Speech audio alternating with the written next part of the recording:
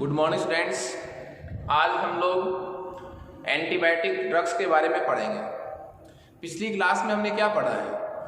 औषधि किसे कहते हैं, औषधि का वर्गीकरण और ऐसे रसायन जिनका दैनिक जीवन में उपयोग होता है उनको कितने भागों में बांटा गया था। मैंने आपको बताया था कि हम सबसे पहले क्या पढ़ रहे थे कि खाद्य सामग्री में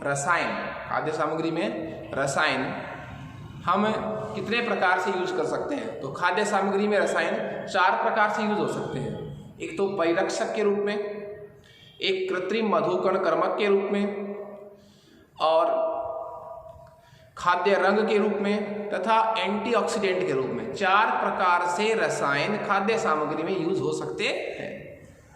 फिर हमारा टॉपिक था कि चिकित्सा के क्षेत्र में रसायनों का किस प्रकार उपयोग होता है, दवाइयों के रूप में उपयोग होता है। हमने पढ़ा था प्रतिअम्ल औषधि, प्रति एलर्जी औषधि, पीड़ाहारी औषधि, प्रशांतक औषधि, और उसके बाद हमारा टॉपिक था प्रति सूक्ष्मजीवी औषधि।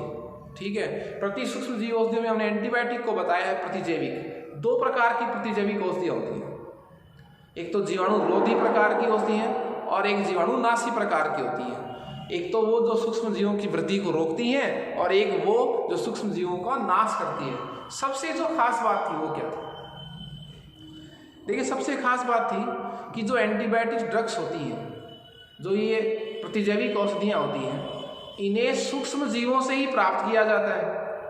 और उन्हीं का मतलब सूक्ष्म जीवों को किसी एक सूक्ष्म जीव से प्राप्त होती हैं और किन्हीं दूसरे सूक्ष्म जीवों को की वृद्धि को रोकने के लिए, उनके संक्रमण को रोकने के लिए, उनका नाश करने के लिए प्रयुक्त की जाती है। तो हमारा आज का टॉपिक जो है वो प्रतिजैविक औषधियों के उदाहरण से स्टार्ट हो रहा है। देखिए, प्रतिजैविक के उदाहरण में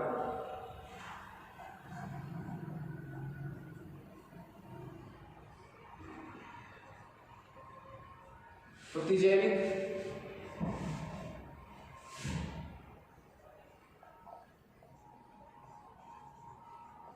औषधि के उदाहरण, प्रतिजैविक औषधि के उदाहरण। सबसे पहला एग्जाम्पल है हमारे पास पेनिसिलिन।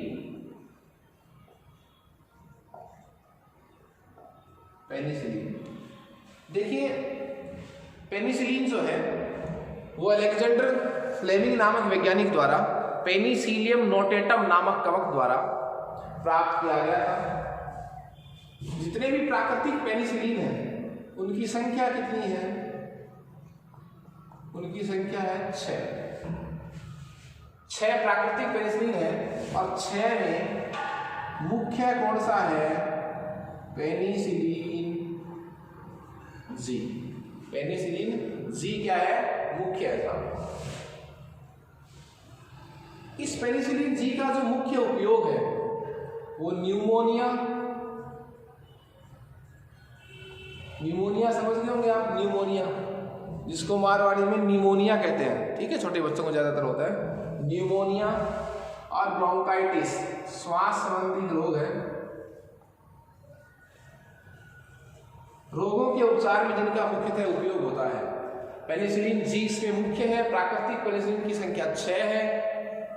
देखिए, पेनिसिलिन को जब भी यूज करते हैं,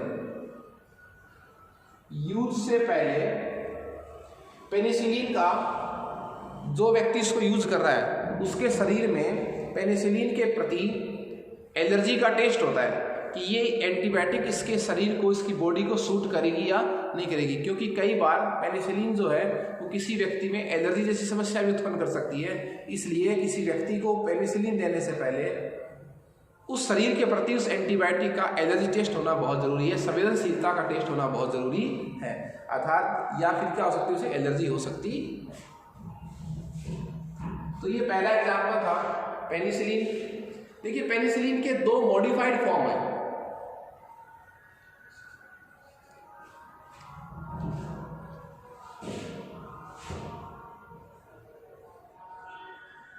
एम्पिसिलिन और एमॉक्सिसिलिन। एम्पिसिलिन और एमॉक्सिलिन, ये दो मॉडिफाइड फॉर्म है। क्या है? मॉडिफाइड फॉर्म है किसके? पेनिसिलिन के दो रूपांतरित रूप हैं। क्या? एम्पिसिलिन और एमॉक्सिसिलिन। ये पेनिसिलिन का ही रूप है। उसके बाद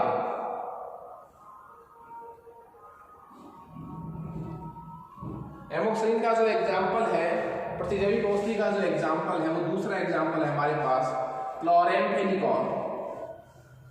क्लोरेम्फेनिकॉल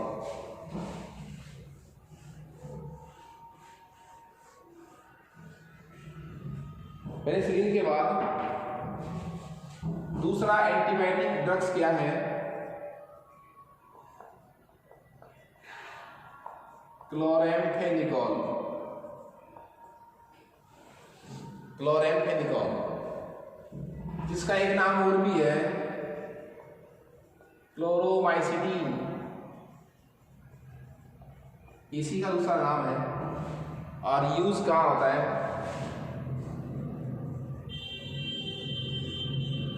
दिमागी बुखार, मस्तिष्क ज्वर में इसका यूज होता है। टाइफाइड रोग के उपचार में भी इसका यूज होता है। तीसरा एग्जाम्पल एंटीबायोटिक का वो हमारे पास है स्ट्रेप्टोमाइसिन। स्ट्रेप्टोमाइसिन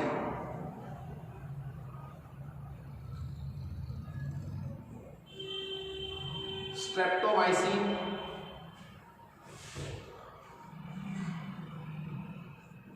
तपेदिक रोग के उपचार में।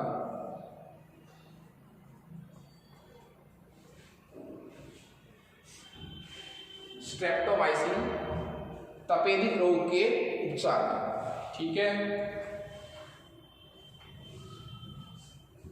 उसके बाद पेनिसिलिन फर्स्ट था, क्लोरेम्फेनिकॉल, स्ट्रेप्टोमाइसिन और दूसरा है टेट्रासाइक्लिन। नेक्स्ट क्या है? टेट्रासाइक्लिन। टेट्रासाइक्लिन देखिए, टेट्रासाइक्लिन के दो रूप है साहब, ए और बी। एक तो है ओरियोमाइसिन। ओरियोमाइसिन नाम सुना होगा आपका इसका, तो टेट्रासाइक्लिन का ओरियोमाइसिन और टेरामाइसिन।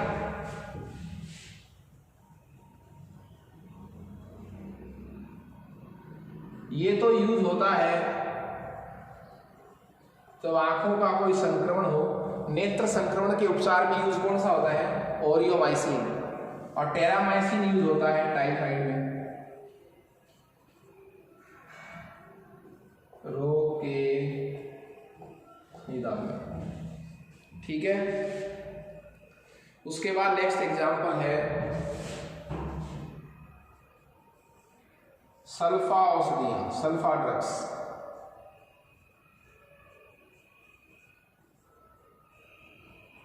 सल्फा औषधियां देखिए,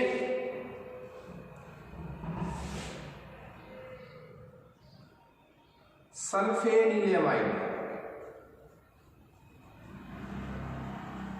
के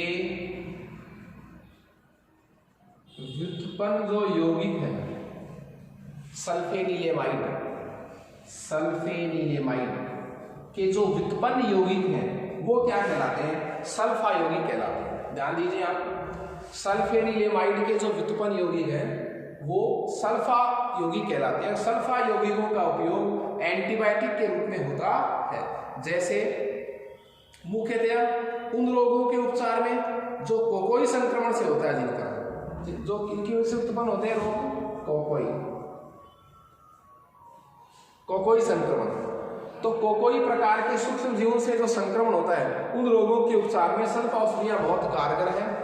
जो सल्फा औषधियां कौन सी हैं? वे रसायन हैं, ये यौगिक हैं जो सल्फेनिलमाइड के व्युत्पन्न यौगिक हैं।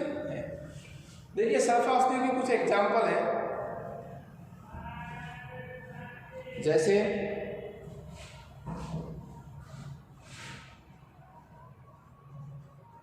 सल्फाडाइजीन, सल्फाडाइजीन,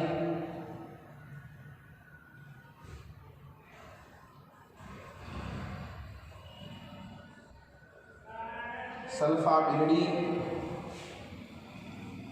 सल्फाडाइजीन, सल्फापिरिडीन। ये सल्फा औषधियाँ, सल्फाग्वानिडीन भी इसका एग्जाम्पल हो सकता है। तो आपके पास देखिए एंटीबायोटिक औषधियों के कुछ उदाहरण हैं, वो कौन से हैं? सबसे पहले क्या था? पेनिसिलिन, पेनिसिलियम नोटेटम नामक कवक से फ्लेमिंग ने प्राप्त किया था। प्राकृतिक पेनिसिलिन की संख्या 6 होती है, जिसमें पेनिसिलिन जी मुख्यतः होता है। ब्रोंकाइटिस और न्यूमोनिया रोग के उपचार में इसको यूज करते हैं। क्लोरेमफेनिकोल, जिसका एक नाम क्या है? क्लोरोमाइसिटीन, मस्तिष्क ज्वर, टाइफाइड रोग के उपचार में इसको यूज करते हैं। स्टेप्टोमाइसिन जो है वो तपेदिक रोग के उपचार में यूज होता है। उसके बाद टेट्रासाइक्लिन के 2 रूप होते हैं, एक तो होता है ओरियोमाइसिन, एक होता है टेरामाइसिन। ओरियोमाइसिन का यूज नेत्र संक्रमण से संबंधित रोगों के उपचार में होता है और टेरामाइसिन का उपयोग जो है वो टाइफाइड रोग के उपचार में होता है। उसके बाद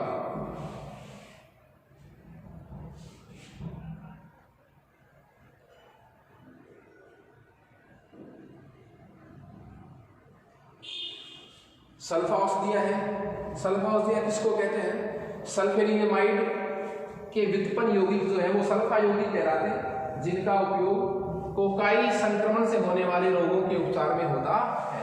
जैसे कुछ एग्जाम्पल हैं सल्फा औषधियों के: सल्फाडाइजीन, सल्फापिरिडीन, सल्फाग्वानिडीन। ये एंटीबायोटिक ड्रग्स के कुछ एग्जाम्पल थे। मैं प्रतिजैविक औषधियों का वर्गीकरण लिखूंगा साहब। प्रतिजैविक औषधि का वर्गीकरण, क्लासिफिकेशन ऑफ एंटीबायोटिक ड्रग्स। देखिए किसके आधार पर?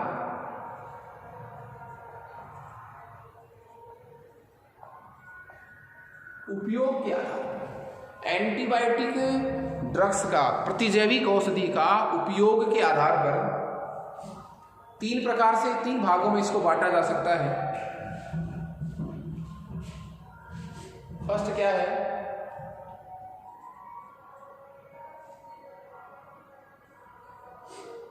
सीमित स्पेक्ट्रम,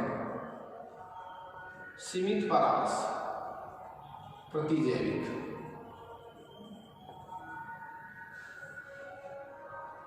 सेकंड नंबर है संकीर्ण परास प्रतिजैविक और तीसरा है वृहद परास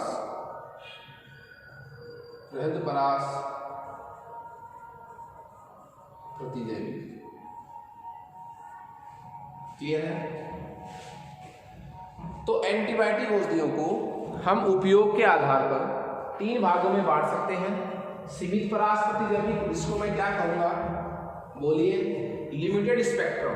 क्या कहूंगा इसको? तो मैं लिमिटेड स्पेक्ट्रम एंटीबायोटिक। संकीर्ण को क्या कहूंगा? Narrow spectrum. और इसको क्या कहूंगा? Broad spectrum. तो 3 प्रकार की प्रतिजैविक औषधियां होती हैं: limited spectrum, narrow spectrum, broad spectrum. मतलब क्या हुआ? देखिए मैंने कहा था ये जो वर्गीकरण है ये किस आधार पर है? ये है एंटीबायोटिक ड्रग्स के उपयोग के आधार पर। सबसे पहला क्या है? सीमित परास। अब सीमित परास का मतलब क्या हुआ?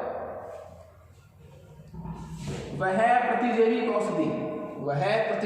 औषधि एंटीबायोटिक ड्रग्स जो केवल एक ही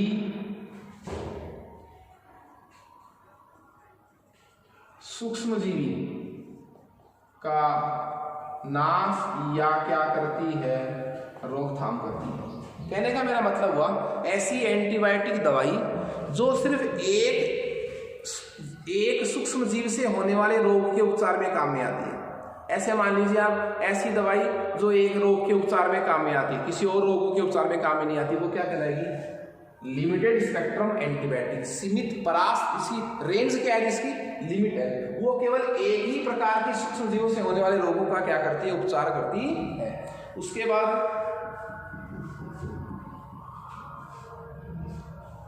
एक ही रोग भी कह सकता हूं मैं, सिर्फ एक ही प्रकार के रोग का क्या करती है, नाश करती है। नैरो स्पेक्ट्रम का मतलब क्या हुआ? देखिए आपको पता है 2 प्रकार के जीवाणु होते हैं, बायोलॉजी में आपने पढ़ा होगा।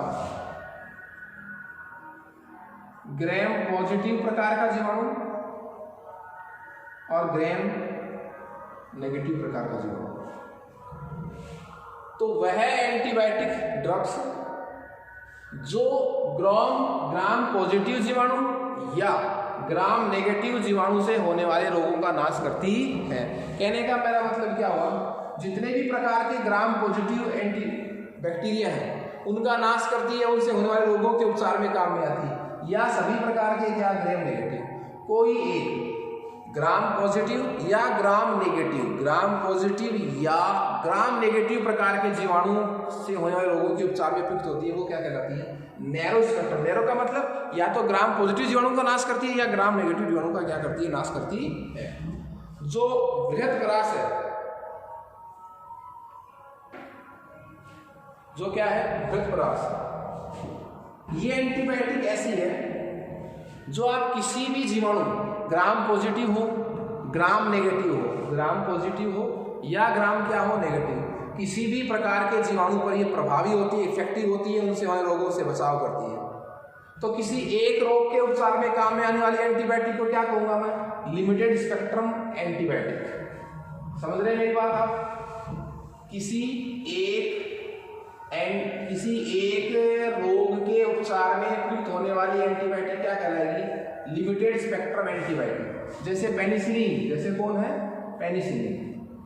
नैरो स्पेक्ट्रम एंटीबायोटिक का मतलब क्या हुआ, ग्राम पॉजिटिव या ग्राम नेगेटिव प्रकार के जीवाणुओं पर प्रभावी हो।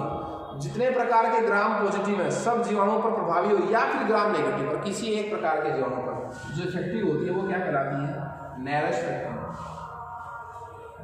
जो कैपिटल सी है वो क्या हमारा, बृहद परास या ब्रॉड स्पेक्ट्रम प्रतिजैविक। जो किसी भी प्रकार के जीवाणु, वो चाहे आपके पास ग्राम पॉजिटिव हो, चाहे ग्राम क्या हो, नेगेटिव, सभी प्रकार के जीवाणुओं पर प्रभावी होती है। इसके एग्जाम्पल की बात करें तो ब्रॉड स्पेक्ट्रम प्रतिजैविक में स्ट्रेप्टोमाइसिन है, क्लोराम्फेनिकोल है। बोर्ड के मॉडल पेपर में क्वेश्चन आया हुआ है, किन्हीं 2 ब्रॉड स्पेक्ट्रम प्रतिजैविक की उदाहरण लिखो। स्ट्रेप्टोमाइसिन क्या लिख सकते हैं आप, एक तो स्ट्रेप्टोमाइसिन अभी हमने पढ़ा था, और एक लिखते हैं क्लोराम्फेनिकोल। ओके, प्रति सूक्ष्म जीवी में देखिए हमारा टॉपिक क्या था,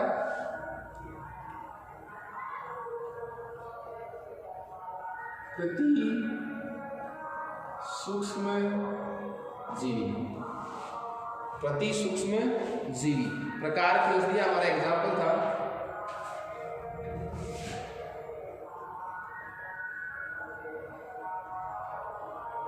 प्रति सूक्ष्म जीवी औषधि। और प्रति सूक्ष्म जीवी औषधियों में हमने 2 पार्ट पढ़े थे साहब। फर्स्ट पार्ट क्या था हमारा, एंटीबायोटिक मतलब प्रतिजैविक औषधि। दूसरा पार्ट हम पढ़ने जा रहे हैं वो क्या है, प्रतिरोधी। तो स्मॉल बी पार्ट हमारा टॉपिक है प्रतिरोधी, जिसका नाम क्या है, एंटीसेप्टिक। एंटीसेप्टिक क्रीम तो आपने बहुत सारी सुनी होंगी, जैसे बोरोप्लस वगैरह है, एंटीसेप्टिक डेटॉल है, ठीक है। तो प्रतिरोधी औषधि। एक और टॉपिक आता है इसमें स्मॉल सी, और वो आता है रोगाणुनाशी, जो आपके टॉपिक में नहीं है, सिलेबस में नहीं है। रोगाणुनाशी का एक नाम और होता है विसंक्रामी, ठीक है। हम दोनों को पढ़ेंगे, बहुत अच्छा प्रश्न होता है कि प्रतिरोधी व रोगाणुनाशी में क्या अंतर होता है, दोनों एक दूसरे से कनेक्टेड है सब। तो प्रतिरोधी की बात करें, बात किसकी करें, प्रतिरोधी की। तो देखिए वे औषधियां, अब देखिए प्रतिरोधी हो चाहे प्रतिजैविक हो चाहे रोगाणुनाशी हो, है तो ये कौन से टाइप की, प्रतिसूक्ष्मजीवी प्रकार की है। तो ये सब करती क्या है, ये वही करती है जो ये एंटीबायोटिक काम करती है। सूक्ष्म जीवों की रोकथाम या फिर उनका क्या करती है, जो नाश करती है, वो क्या कहलाती है, प्रतिरोधी। तो खास बात क्या है, तो मैं देखिए दोनों का एक साथ पढ़ सकता हूँ, काम दोनों का एक ही है, चाहे प्रतिरोधी हो और चाहे रोगाणुनाशी हो, दोनों का काम क्या है, सूक्ष्म जीवों की रोकथाम और उनका क्या करना, नाश करना। देखिए प्रतिरोधी क्या करती है, जीवित ऊतकों पर प्रभावी है साहब। क्या है, जीवित ऊतकों पर। जीवित ऊतक का मतलब क्या है, मानव शरीर पर, पशु पर, ठीक है, उन ऊतकों पर ये प्रभावी का मतलब क्या काम करती है, सूक्ष्म जीवों की वृद्धि को रोकती है, उनका नाश करती है, बैक्टीरिया को नष्ट करती है। किन पर, जीवित ऊतकों पर, हमें पशुओं में जो जीवित है। कौन, प्रतिरोधी। यही काम यदि आपको निर्जीव वस्तुओं पर करना हो, कौन सा काम, सूक्ष्म जीवों की वृद्धि को रोकना, उनका नाश करना हो, तो हम प्रतिरोधी यूज नहीं करेंगे, एंटीसेप्टिक यूज नहीं करेंगे, हम क्या यूज करेंगे, हम यूज करेंगे रोगाणुनाशी। तो रोगाणुनाशी का यूज होगा निर्जीव वस्तुओं पर प्रभाव। समझ रहे हैं आप। कभी आपने पत्थरों को डिटॉल लगाते हुए देखा है, पत्थरों पर कभी डिटॉल लगाते हुए देखा है कि आपने। हॉस्पिटल में अपन जाते हैं तो फिनाइल का पोछा लगाते हैं वो लोग, ठीक है, कभी आपने देखा डिटॉल का पोछा लगाते हुए, ठीक है, बोरोप्लस लगाते हैं पत्थरों को भी आपने बोरोप्लस लगाई है। तो यदि जीवित ऊतकों पर आपको ये काम करना हो, बैक्टीरिया को नष्ट करना हो, तो आप यूज करेंगे एंटीसेप्टिक को। वही काम यदि आपको निर्जीव वस्तुओं पर करना है तो आप इसको यूज करेंगे रोगाणुनाशी या विसंक्रामक। ओके, देखिए जो प्रतिरोधी होता है उसकी कम मात्रा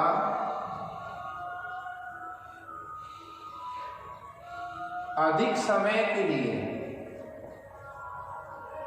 प्रभावी होती है।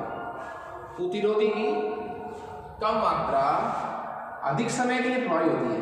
एक बार आपने डिटॉल लगा लिया, बोरोप्लस लगा ली, तो आप सुबह से लेकर शाम तक समय निकाल सकते हैं। तो थोड़ी सी मात्रा अधिक समय के लिए काम करती है। किसकी मात्रा, एंटीसेप्टिक की।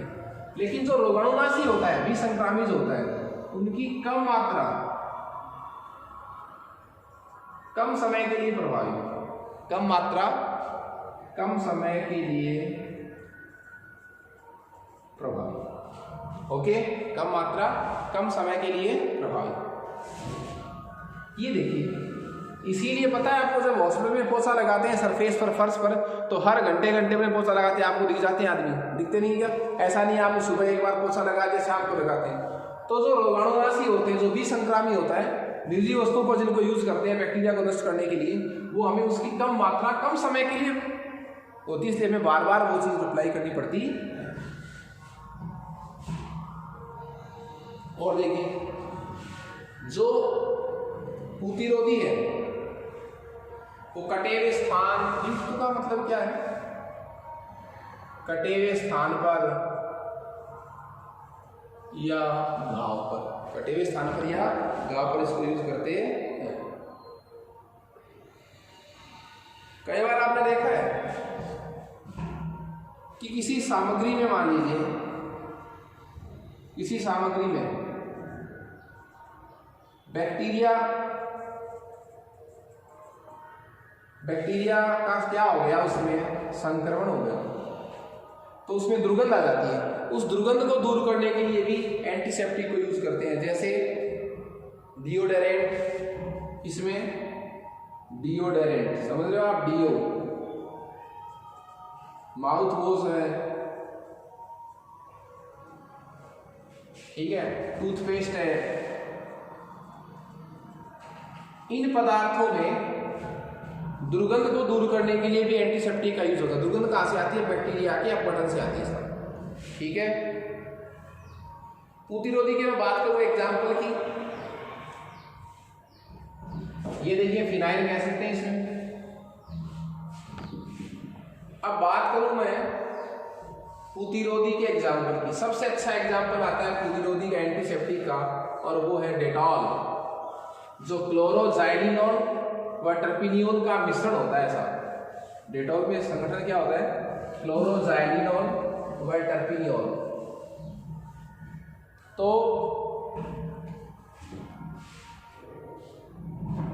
एंटीसेप्टिक के एग्जाम्पल की बात करूं तो नाम क्या आता है, डेटॉल। डेटॉल किसका मिश्रण होता है, क्लोरोजाइलिनॉल प्लस टर्पिनियोल का मिश्रण क्या कहलाता है, डेटॉल। और वो किसके काम में आता है बताइए, प्रतिरोधी के काम में आता है। बोरिक अम्ल का जो जलीय विलयन होता है, बोरिक अम्ल का जो क्या होता है, जलीय विलयन होता है, वो आंखों के लिए दुर्बल प्रतिरोधी का काम करता है। टिंचर आयोडीन, टिंचर आयोडीन इसके बाद अच्छा एग्जाम्पल, टिंचर आयोडीन क्या होता है, ये एल्कोहल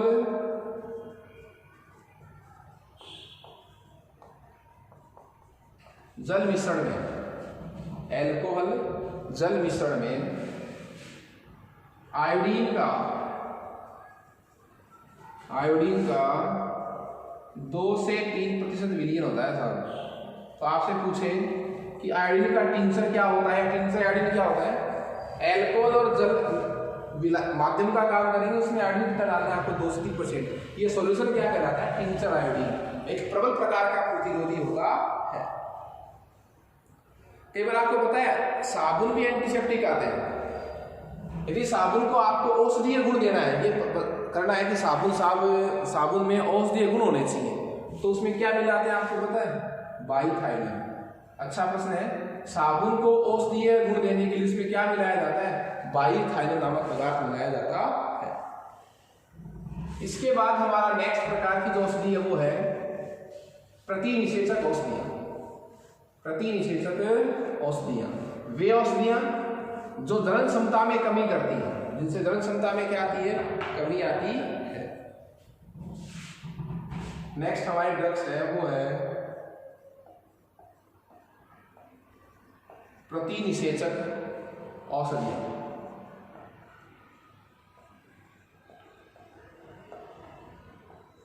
जो जनन क्षमता में क्या करती हैं, कमी करती है। जो क्या करती है साहब, जनन क्षमता में कमी करती है, वो क्या कहलाती है, प्रतिजननक्षम औषधियां भी कहलाती हैं। जन्म दर को कंट्रोल करने के लिए जो गर्भ निरोधक गोलियां यूज की जाती हैं, उन गोलियों में महिलाओं में ये गोलियां अंडाणु के निर्माण व मासिक चक्र को क्या करती हैं, कंट्रोल करती हैं।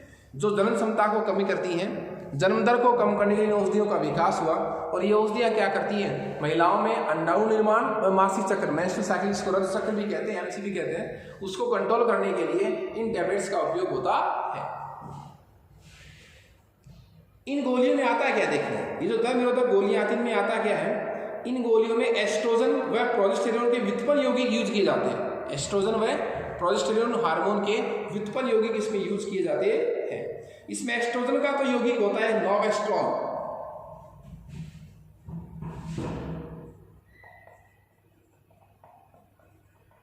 एस्ट्रोजन का यौगिक तो होता है, उसका नाम तो क्या है, नोवेस्ट्रॉल। और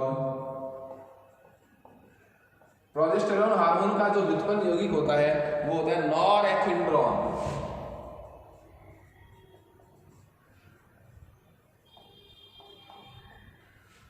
एस्ट्रोजन का मैं ये क्या कह रहा हूं, ये जो दोनों कंपोनेंट किसमें आते हैं, जो गर्भ निरोधक गोलियां आती हैं, गर्भ निरोधक गोलियों में 2 प्रकार के यौगिक आते हैं। एस्ट्रोजन हार्मोन का व्युत्पन्न यौगिक आता है नोवेस्ट्रॉल, और प्रोजेस्टेरोन हार्मोन का व्युत्पन्न यौगिक आता है नॉरएथिंड्रोन। ये दोनों यौगिक किसमें आते हैं, गर्भ निरोधक गोलियों में आते हैं। किसमें आते हैं, गर्भ निरोधक गोलियों में, जो महिलाओं में अंडाणु निर्माण व मेंस्ट्रुअल साइकिल को क्या करते हैं, कंट्रोल करती है।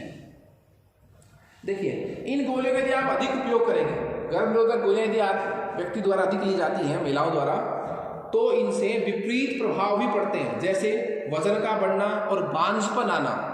बच्चे पैदा करने की कैपेसिटी नहीं रहती यदि अपन ज़्यादा उपयोग करें तो पहले के ज़माने में प्राकृतिक प्रतिनिषेचक थे साहब, पहले के ज़माने में इंग्लिश टैबलेट तो थी नहीं, तो प्राकृतिक रूप से कुछ खाद्य सामग्री यूज की जाती थी जन्म दर को कम करने के लिए। वो क्या थी? सोयाबीन का तेल है, मटर का तेल है, गाजर के बीज हैं, बिनोले का तेल है, बिनोले आप समझते होंगे। तो ये सब चीज़ें जो है वो प्राकृतिक प्रतिनिषेचक का काम करती। मटर के तेल में एक होता है मेटाजाइलोहाइड्रोक्विनोन, मेटाजाइलोहाइड्रोक्विनोन एक प्रतिनिषेचक रसायन पाया जाता है मटर के तेल में। और बिनोले के तेल में होता है गासीपोल, क्या होता है? गासीपोल नामक एक प्रतिनिषेचक रसायन होता है। तो एग्जाम्पल दोगे प्रतिनिषेचक औषधियों के? गासीपोल और बोलिए दूसरा क्या था? मेटाजाइलोहाइड्रोक्विनोन। इसके अलावा भी सेटलेरिन है, रूटीन है, ये भी गर्भ निरोधक गोलियों के अंतर्गत ही आते हैं, प्रतिनिषेचक रसायनों के अंतर्गत ही आते हैं। ओके, तो आज हमने इन प्रतिनिषेचक औषधियों के एग्जाम्पल में आपको 3 एग्जाम्पल याद रखने हैं। रूटीन है, सेटलेरिन है, ठीक है, और गासीपोल है, मेटाजाइलोहाइड्रोक्विनोन है। ये 4 एग्जाम्पल है प्रतिनिषेचक औषधियों के। ओके, प्राकृतिक रूप से क्या यूज आते थे पुराने जमाने में? मटर के तेल से हैं, गाजर के बीज हैं, सोयाबीन का तेल है। इन सब चीज़ों से जो है वो आदमी की जलन क्षमता में क्या आती है? कमी आती है। ओके, नेक्स्ट क्लास में हम धुलाई में रसायनों का उपयोग पढ़ेंगे। Okay, thank you students.